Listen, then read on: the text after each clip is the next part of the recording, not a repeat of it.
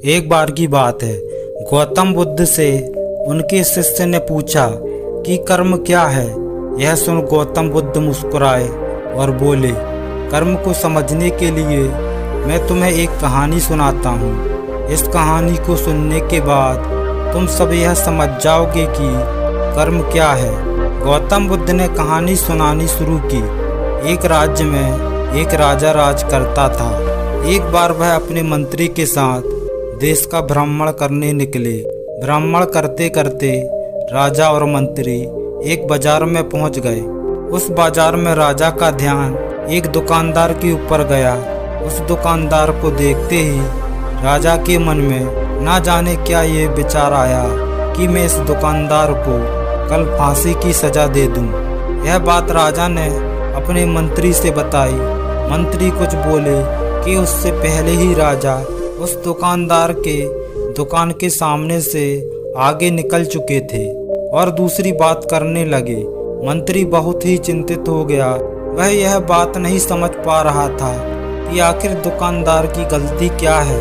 दुकानदार से बिना कुछ बात किए, बिना कुछ सोचे समझे महाराज ऐसा फैसला लेने के बारे में क्यों सोच रहे हैं। राजा और मंत्री भ्रमण करने के बाद राजमहल वापस चले गए, लेकिन मंत्री को रात भर नींद नहीं आई। सुबह जागने के बाद मंत्री एक साधारण प्रजा का रूप बनाकर उस दुकानदार के पास गया और उस दुकानदार से पूछा, तुम बेचते क्या हो। दुकानदार ने कहा, मैं चंदन की लकड़ियां बेचता हूँ। फिर मंत्री ने आसपास के लोगों से दुकानदार के बारे में पूछना शुरू किया। सबने जवाब दिया कि दुकानदार किसी से बोलता नहीं, हमेशा दुखी रहता है। मंत्री को बात समझ आ गई। वह मंत्री फिर वापस दुकानदार के पास गया और उस दुकानदार से पूछा, तुम दुखी क्यों रहते हो। दुकानदार ने बताया, मैं दुखी इसलिए रहता हूँ क्योंकि मेरी दुकान पर लोग आते हैं, चंदन की लकड़ियाँ सूंघते हैं और बोलते हैं बहुत ही सुंदर हैं, बहुत ही अच्छी महक है, लेकिन कोई खरीदता नहीं, इसलिए मैं दुखी रहता हूँ। मंत्री को भी दुकानदार की बात सुनकर दुख हुआ। उसने सोचा कि आखिर कोई भी दुकानदार दुखी क्यों ना हो अगर उसकी दुकान का कोई भी सामान खरीदा ना जाए, जबकि सामान में कोई भी कमी ना हो। मंत्री सोचने लगा कि ये दुकानदार अपने दुखों की वजह से इतना दुखी रहता है, परंतु राजा इस दुकानदार को फांसी में क्यों लटकाना चाहते हैं। राजा के मन में आए विचार का उत्तर अभी तक मंत्री को नहीं मिला था। मंत्री ने फिर दुकानदार से पूछा, भाई तब तुम क्या करोगे अगर तुम्हारे दुकान की सारी चंदन की लकड़ियां ऐसी की ऐसी ही रखी रह जाएगी तो। दुकानदार ने गुस्से के भाव में बोला, हाँ मैं जानता हूँ कि मेरी चंदन की लकड़ियां ऐसे ही रखी रह जाएगी, इन्हें कोई नहीं खरीदेगा। इसलिए तो मैं सोचता हूँ कि हमारे देश का राजा जल्दी से जल्दी मर जाए। अगर वह जल्दी से मर जाता है तो मैं उस दरबार में उस राजा के अंतिम संस्कार के लिए उसे अपनी चंदन की लकड़ियां दे देता, जिससे मुझे कुछ पैसे तो मिल जाते और इस बाजार के अलावा बाकी के लोगों को भी मेरी चंदन की लकड़ियों के बारे में पता चलता। तब फिर शायद कुछ ना कुछ लोग मेरी दुकान चंदन की लकड़ियां लेने जरूर आते। दुकानदार की बात सुनकर मंत्री सब कुछ समझ गया, लेकिन मंत्री बहुत चतुर और समझदार भी था। उसके मन में एक विचार आया। मंत्री ने दुकानदार से चंदन की कुछ लकड़ियां खरीद ली। इस खरीदारी से दुकानदार को कुछ पैसे भी मिल गए और वह थोड़ा खुश भी हो गया। मंत्री चंदन की लकड़ियों को लेकर वापस राजद्वार चला गया। राजद्वार पहुंचकर मंत्री ने उस चंदन की लकड़ियों को राजा के समक्ष रख दिया और बोला, हे राजन, ये चंदन की लकड़ियां उसी दुकानदार ने आपको भेंट की है जिस दुकानदार को आप कल फांसी देने के बारे में सोच रहे थे। राजा ने उस चंदन की लकड़ियों को सूंघा और उन्हें उन चंदन की लकड़ियों की सुगंध बहुत पसंद आई। उन्होंने कहा, यह चंदन की लकड़ियां बहुत ही ज़्यादा खुशबूदार हैं। दुकानदार के इस अनोखे भेंट से राजा बहुत खुश हुए और मंत्री को कुछ मुद्राएं देते हुए बोले, जाओ उस दुकानदार को ये स्वर्ण मुद्राएं इनाम में दे देना और बोलना, आज के बाद महल में जब भी कभी चंदन की लकड़ी की जरूरत पड़ेगी तब तुम्हारी दुकान से ही चंदन की लकड़ी ली जाएंगी। यह बात सुनकर मंत्री मुस्कुराने लगे और सोचने लगे कि अब तो राजा के मन में उस दुकानदार को फांसी देने का विचार आ ही नहीं सकता, क्योंकि अब तो हमेशा राजद्वार के लिए हमेशा चंदन की लकड़ी की जवाबदारी दुकानदार को मिल गई है। मंत्री स्वर्ण मुद्राओं को लेकर वापस दुकानदार की तरफ चल पड़ा। इस बार राजा इस विचार में पड़ गए कि वह दुकानदार तो बहुत ही अच्छा इंसान है।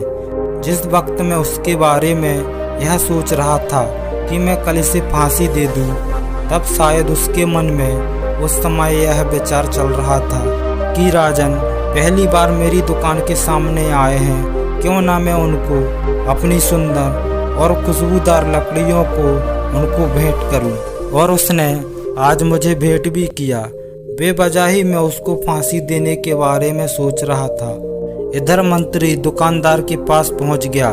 मंत्री ने राजा के द्वारा दी गई स्वर्ण मुद्राओं को दुकानदार को देते हुए कहा कि जिन चंदन की लकड़ियों को खरीद कर ले गया था, उन चंदन की लकड़ियों को राजा को बहुत पसंद आई और इनाम के तौर पर तुम्हारे लिए ये स्वर्ण मुद्राएं भिजवाई हैं। यह सुन दुकानदार बहुत खुश हुआ। साथ ही साथ मंत्री ने उस दुकानदार को यह भी बताया कि अब आज के बाद राज दरबार में जब कभी भी चंदन की लकड़ियों की ज़रूरत पड़ेगी तो सारी चंदन की लकड़ियाँ तुम्हारी दुकान से ही ली जाएंगी। दुकानदार मंत्री की बात सुनकर बहुत ही खुश हो गया। मंत्री ने दुकानदार से पूछा, क्यों भाई, तुम तो राजा के बारे में इतना भला बुरा सोच रहे थे, लेकिन देखो राजा तुम्हारी कितनी चिंता करते हैं। राजा कितने अच्छे हैं। राजा अपनी प्रजा के बारे में कभी भी गलत नहीं सोचते। दुकानदार मंत्री की बात से सहमत हो गया और बहुत दुखी होकर राजा के प्रति अपने बुरे विचार पर पछतावा करने लगा। दुकानदार मंत्री से बोला, मैं कितना गलत सोचता था राजा के बारे में। राजा तो बड़े ही अच्छे हैं, बड़े ही भले राजा हैं। भगवान करे कि राजा की बहुत ही लंबी आयु हो। यह बात सुन मंत्री भी बहुत खुश हुआ। फिर मंत्री वहां से वापस फिर राजद्वार चला गया और यहीं पर तथागत गौतम बुद्ध ने इस कहानी को समाप्त करते हुए अपने शिष्य से पूछा कि अब आप ही लोग बताओ कि कर्म क्या है। किसी शिष्य ने कहा, कर्म बोले गए शब्द हैं। किसी शिष्य ने कहा, कर्म वाणी है। तो किसी ने कहा, कर्म सोच है। तो किसी ने कहा, कर्म भावना है। अपने सारे शिष्यों के जवाब सुनने के बाद महात्मा बुद्ध ने कहा कि इंसान के विचार ही उसके कर्म है। हमारे विचार जैसे रहेंगे हम वैसे ही कर्म करेंगे और उन्हीं विचारों द्वारा किए गए कर्म हमारे सुख और दुख के लिए उत्तरदायित्व होते हैं। अर्थात अगर हमारे विचार ही गलत हैं तो हमारे द्वारा किए गए कर्म भी गलत ही होंगे और उनका परिणाम भी गलत ही निकलेगा, जिसके परिणाम स्वरूप हम दुखी रहेंगे। अगर हमारे विचार सही रहेंगे तो हम सही कर्म करेंगे।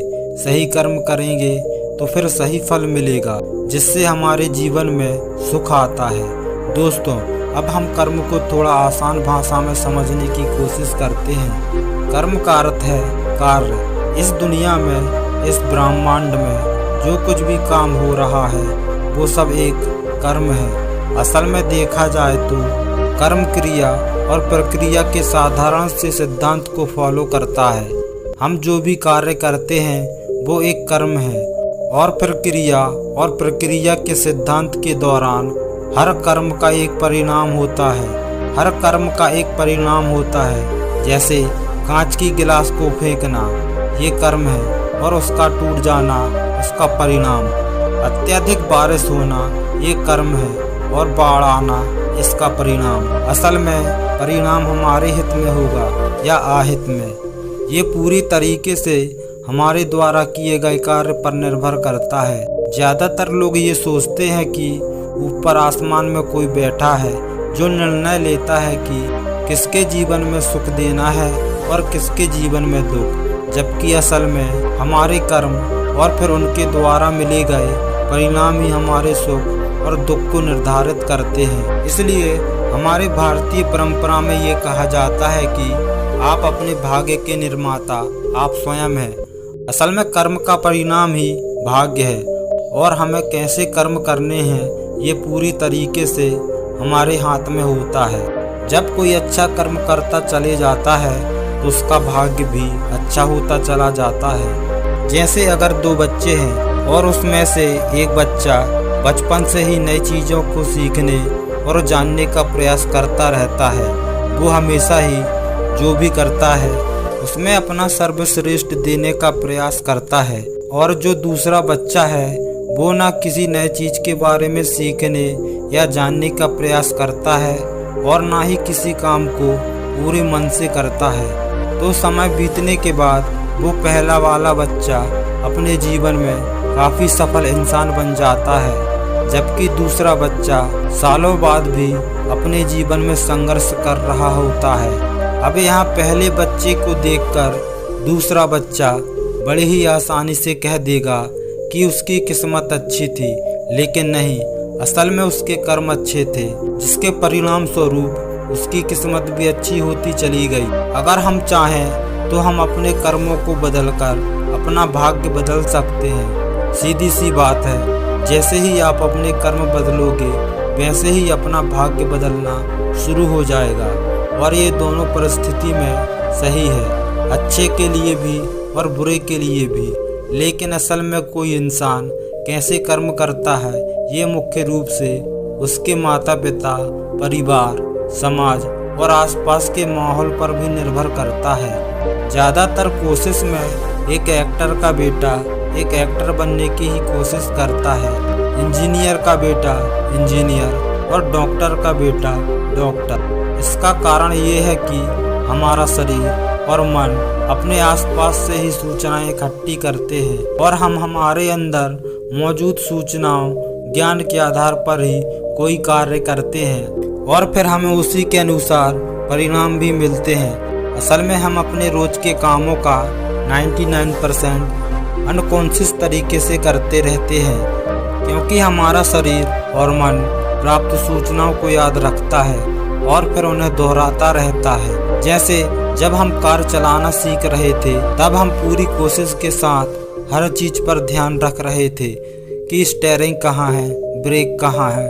लेकिन कुछ समय बाद हम बात करते हुए या कुछ भी सोचते हुए बड़ी ही आसानी से कार चला पाते हैं, क्योंकि अब हमारे अंदर कार चलाने की प्रोग्रामिंग हो चुकी है और हम लगभग अपने सारे काम इसी तरीके से करते हैं। बिना किसी जागरूकता के बस वो काम होते चले जाते हैं, क्योंकि हमारे काम बिना किसी जागरूकता के हो रहे हैं। इसलिए हमें लगता है कि हमें कोई चला रहा है, कोई अदृश्य शक्ति, जबकि असल में हमारे कर्म ही अब हमारी आदत बन चुकी है। अगर हम अपने ज़्यादातर काम जागरूक होकर करने लगे तो पाएंगे कि हमारा भाग्य हमारे ही हाथ में है, क्योंकि जागरूकता की वजह से हमारे कर्मों पर हमारा पूरा नियंत्रण हो जाता है। जैसा कि गौतम बुद्ध ने ऊपर की कहानी में कहा था कि हमारे विचार ही हमारे कर्म हैं और जागरूकता की अवस्था में हमारे विचारों पर पूरा नियंत्रण हो जाता है। विचारों के नियंत्रण से हम कर्म में नियंत्रण हासिल कर लेते हैं और फिर जब हमारे कर्म हमारे हिसाब से होंगे तो उनका परिणाम भी उसी के अंदरों होगा। इसलिए गौतम बुद्ध ने चित्त के नियंत्रण में जोर दिया है कि जब किसी इंसान का चित्त ही शुद्ध हो जाएगा तो उसके मन में बुरे विचार कैसे आएंगे और फिर वो बुरे कर्म कैसे करेगा।